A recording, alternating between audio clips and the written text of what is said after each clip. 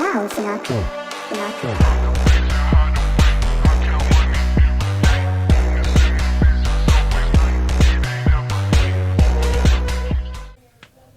Welcome everyone to Dax Reacts.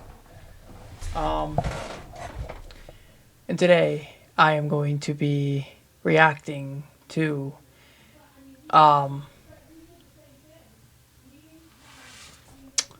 something very strange, but I saw it and I figured it would be funny.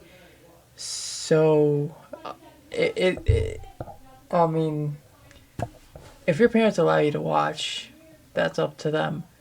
However, it's not very kid-friendly.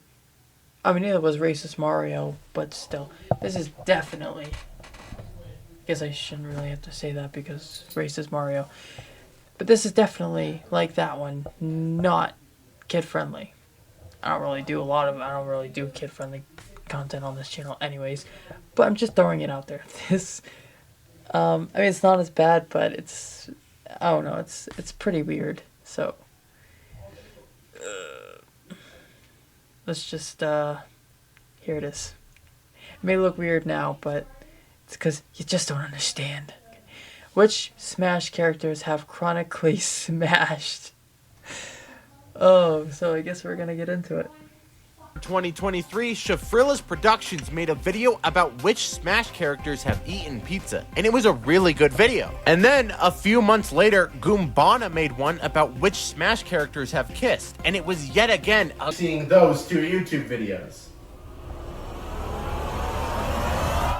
That's right, straight doinkin'. Pure kadunkin'. Okay. Nothing in my brain except pure unadulterated Jerusalem. Which Smash characters have smashed? This is already weird. We'll get some easy ones out of the way real quick and start by putting these characters in the Boinker tier. All of these characters have confirmed kids such as Bowser or Olimar, or they have confirmed descendants in cases like Marth or Simon. We only have one easy placement in the Probably Doingers tier with Link. The Probably Doingers tier is for characters who have very clearly implied adult nap time. Most often through a romantic scene followed by a fade to black, or are in a long-term romantic relationship. And when it comes to Breath of the Wild Link, you explain to me what happens after the fade to black. Listen, you want to skip this ad. I would too. But what if I told you there's a skip ads for everybody?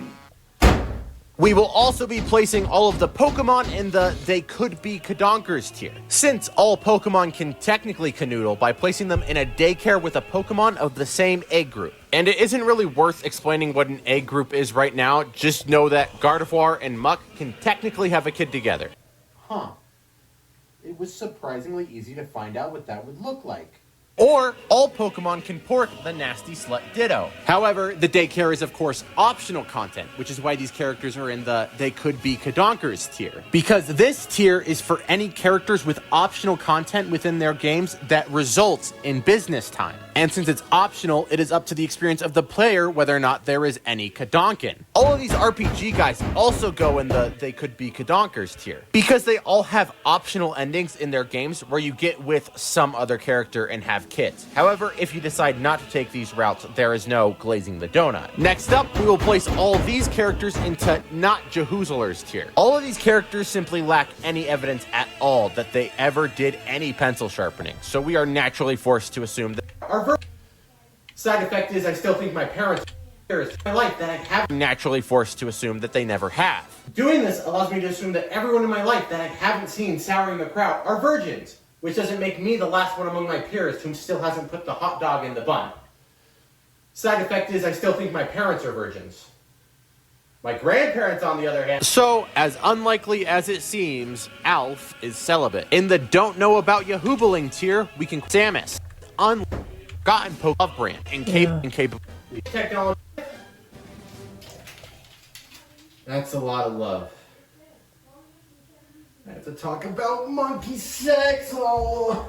Donkey Kong and Diddy Kong are primates, obviously, being a gorilla and spider monkey respectively. So, we will be Googling gorilla putting their banana in the fruit salad to figure out their likelihood of monkey business. For gorillas, the alpha male of the tribe is the primary banana user with all mature females. And Donkey Kong being the gorilla who controls the main source of food, the banana horde, he is most likely the alpha. So not only does this potentially explain how Wrinkly Kong died, it also places DK in the probably doingers tier. Diddy Kong, on the other hand, is much more interesting, because Diddy is often characterized as a child, which could mean that he lacks the proper development Sorry, to have my his camera died. coconuts drop. However, he does have a girlfriend, Dixie Kong. And animals aren't known for having relationships outside of the express purpose of reproduction. However, we do have to bring up that for the animals in the cast, we can't go exclusively off of animal logic. Since these animals all show closer to human levels of intelligence and have very human-like societies, we can't assume that they entirely operate off of the same instincts as animals. So this could very easily be intended as a childhood thing where kids pretend to be boyfriend-girlfriend for fun. That means we can't take this relationship as absolute proof of some sort of monkey balling going on, even though in nature this would be proof. So unless we can prove that Dixie and Diddy Kong are of age to jungle jam, we don't have any evidence to place Diddy outside of not Jehoozler's tier.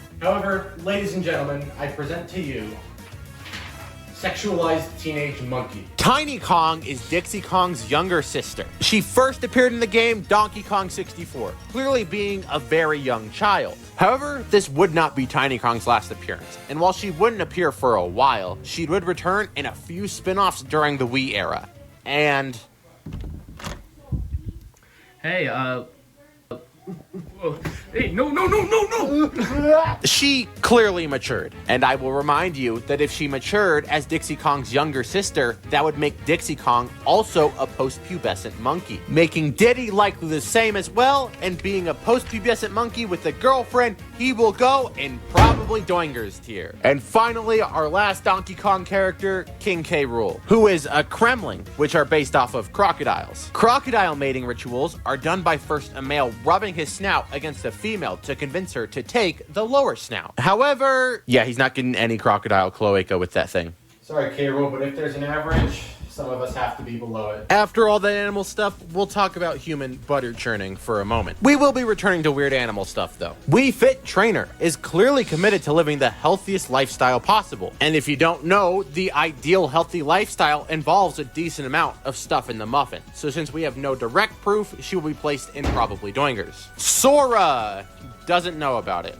I don't feel the need to justify myself here, but for what it's worth, Goofy has done it. Lucas! I've decided to just place him in the probably tier without talking about what's actually going on, because this scene is really weird. Zelda and Sheik are pretty simple. For the few of you who don't know, the reason that every Zelda features different versions of Link and Zelda is because of Demise's curse. In the very first game in the Zelda timeline, Skyward Sword, the villain, Demise, cast said curse. The curse states that those with the blood of the goddess and the spirit of the hero will have to fight an incarnation of Demise's hatred for all time. And if you pay attention to the wording, it says the blood of the goddess, which means that in order for this curse to continue, then Zelda's bloodline has to continue for all time. So, every version of Zelda's Gerudo Valley has been filled.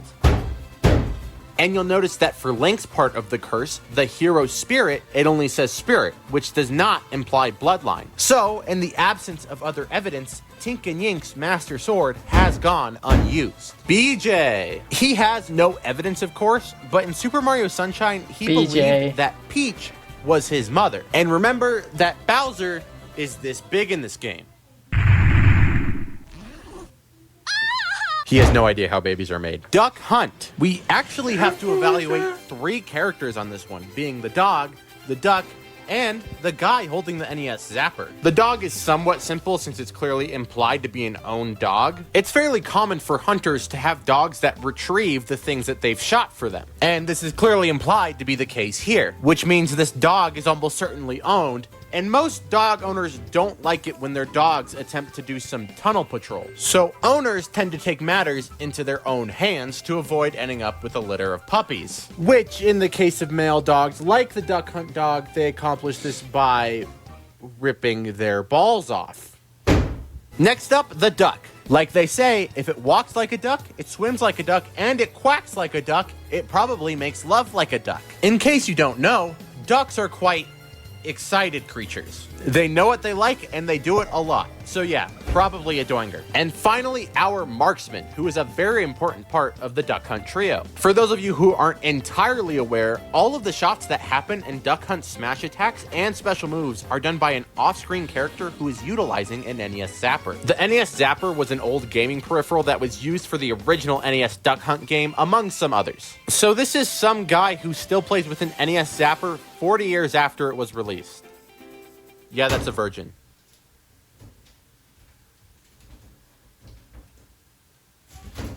Ryu. He actually does not care for the bedroom battle. He only cares for actual battling. He has no desire for any relationship and only cares for his training and increasing his strength. So it's a pretty easy placement. Wario. Yeah, they probably tried. Samus should have been pretty cut and dry. There's just no evidence for any potential relations in any game. However, there is two Samuses, being Samus in the suit and of course Zero Suit Samus. And if Smash is going to consider these different characters, then I have to as well. So Samus becomes an entirely different person outside of the suit, and if we're talking about the person within the suit, it's kind of hard to have some afternoon delight in a metal suit. So, Captain Falcon does have a kid.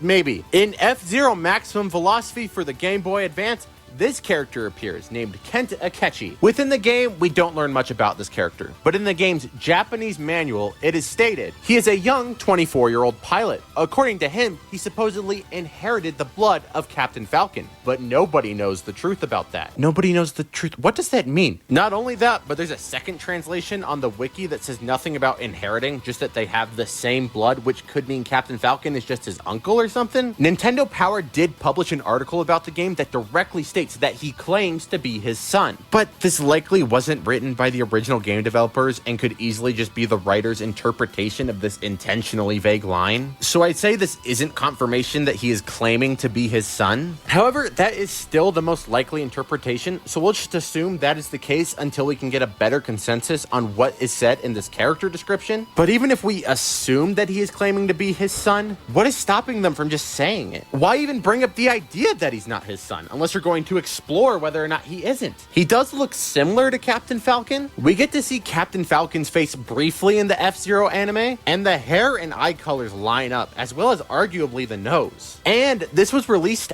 after Maximum Velocity, which means this could be an attempt to retroactively confirm that they're related. But in this same anime, they gave Captain Falcon the name Douglas J. Falcon, and the last name Falcon is not Akechi, so the anime is both trying to confirm and deconfirm it at the same time. But then we have to ask whether or not the anime is even canon, and if it is, could Kent have changed his name to Akechi to avoid all of the enemies Falcon likely created by being a bounty hunter? But if so, why would he even claim to be Falcon's kid if it's actually have to change her name over it?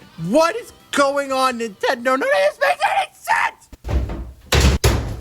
Captain Falcon is a virgin until further notice. Alright, let's do some easier ones. Little Mac. Not only is there no evidence, but there's a common myth amongst boxers that pile driving causes you to lose strength for fighting. So if Little Mac is as dedicated as he says he is, then he is not a Jahoozler. Fox McCloud. Don't worry, we don't have to talk about fox mating rituals. Because in one of the endings for Star Fox Command for the DS, a game no one played, he does have a son named Marcus. However, this is only mentioned in 1 out of the 9 endings, so he could be a Kadonker. We can also do Falco real quick, and now we're back to mating rituals. Falco is in fact not a falcon, but a Kalige pheasant, which is an animal that only jams the clam with one bird for life. And they like to settle down in a nice nest to raise their young. And based on the fact that Falco doesn't stay anywhere for a significant amount of time and likes to fly alone, he likely doesn't have a mate and goes in the not Jahoozler tier. Bayonetta. Despite being the most sultry character on the roster besides Alf, she doesn't have any direct evidence within the game of any shaking of the sheets. But the director of the game did say this during a Bayonetta event. According to Hideki Kamiya, the creator of Bayonetta, she did a certain thing to acquire this beauty mark, in a tone that was clearly meant to imply that Bayonetta received it after a bedroom rodeo. You guys won't believe what just happened.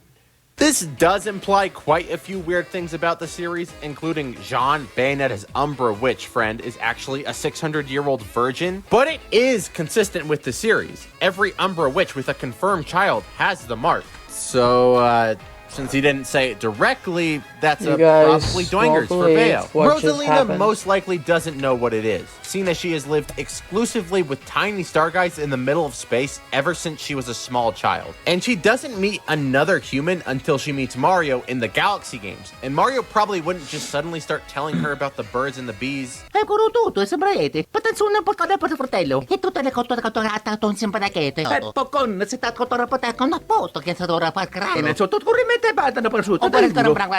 So she has no idea what the Tube Snake Boogie is. Luma also counts as a character, and Lumas apparently just come into existence. They just spawn so they don't actually reproduce, so that means they all have erectile dysfunction. Isabelle. I thought I was gonna have to look into like wild dog mating when I first started researching Isabelle, but it turns out that Isabelle and Doomslayer are confirmed to be married, all because of a meme back in 2020, and that's enough for me to avoid researching dogs doggin'. Inkling. The moment I started looking into Inkling, I noticed something weird.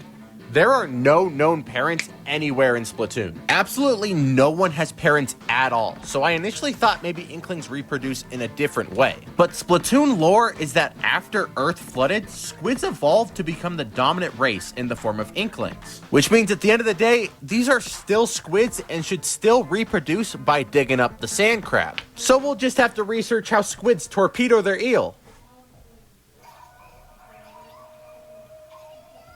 Fascinating.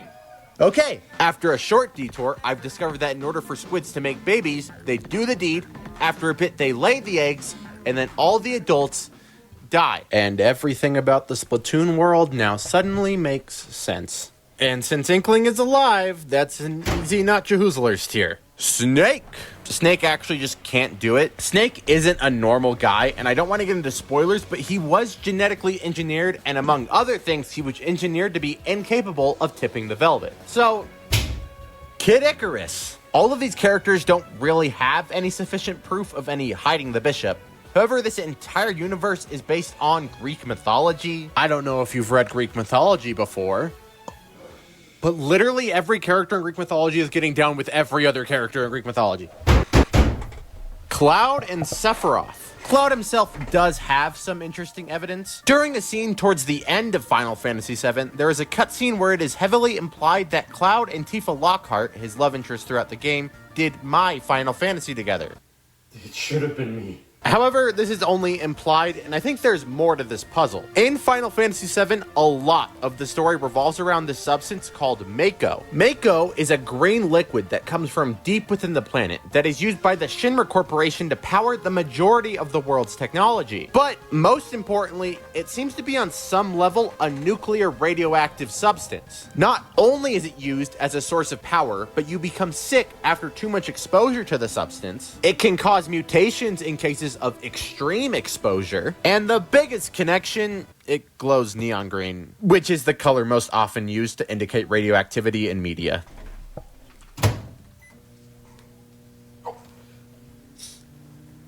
Many characters are exposed to Mako throughout the story of Final Fantasy VII, including Cloud and Sephiroth. So, if they had prolonged exposure directly to their lower region, that would mean, oh god, it's their whole body. And they both fell into the direct source of Mako, the life stream. Now, Mako isn't as intense as regular radiation, seen as Cloud and Sephiroth survive these things. And while neither are directly stated to have any nerve damage, it's so hard for me to believe that such a high amount of direct radiation would leave his busting sword fully functional. I mean, if sitting in water that is too hot for too long is enough to cause damage to a member, then there is no way this prolonged exposure is fine. Now, nothing here is direct evidence, so I can't directly place them in erectile dysfunction tier accurately, so...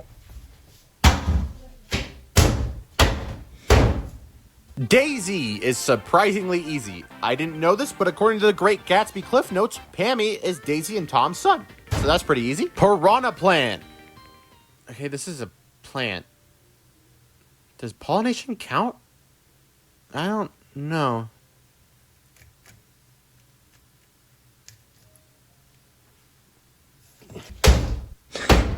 Kirby! For those of you who don't know, Kirby is a version of Void made out of pure positive emotions. And my Mormon bishop once told me that premarital nailing is the root of all evil, so that's pretty easy. However, this does make Meta Knight confusing. Meta Knight is clearly intended to be another member of whatever Kirby's race is, which would theoretically include Kirby, Meta Knight, Galactic Knight Zero, and Void Termina. The only of which that have ever shown any reproduction capabilities is Zero's ability to create dark matter, and it is speculated that Void Termina is the one who created all these characters, but it isn't confirmed. So we have no idea if Meta Knight is even capable of reproduction, and I ran out of leads, and I'm starting to run out of patience overall, so I asked the Kirby lore Reddit.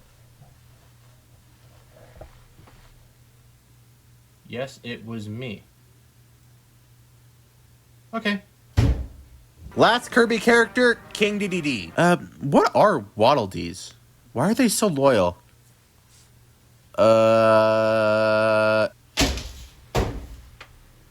Yoshi doesn't make sense. The titular Yoshi that appears in all the spin-offs, including Smash, is a male, but is also capable of having babies. And that's because, according to the Japanese version of Super Smash Bros. Melee, Yoshis do not have gender, even though they do, because Yoshis reproduce asexually. Okay. Fine. The Ice Climbers. Ice climbers. You know, I never could tell if these guys were siblings or dating. America's 263rd favorite game show. You are a lucky new contestant. Now tell me, dating or siblings? Kind of similar. Siblings? They were dating. Now tell me, siblings or dating? A little bit better. Similar. Dating. Siblings. You're dumb. Now tell me, siblings or dating? Those are basically the same person. Siblings. Wow, isn't it so weird that they look so alike? Despite dating? Siblings or dating? Those are actually identical twins. Siblings. Dating. They look so alike, don't they? What? Siblings or dating? This game doesn't make any sense. Why are we as humans so fascinated by the fact that people who date look similar? When theoretically, if we're going for the diversity of the gene pool, we should be dating people who look very different from us, but yet people seem to date people so similar to themselves, which calls into question the entirety of the evolution theory and everything around it, and all of science. And it just begs the question, was Freud right? Should I do my mom?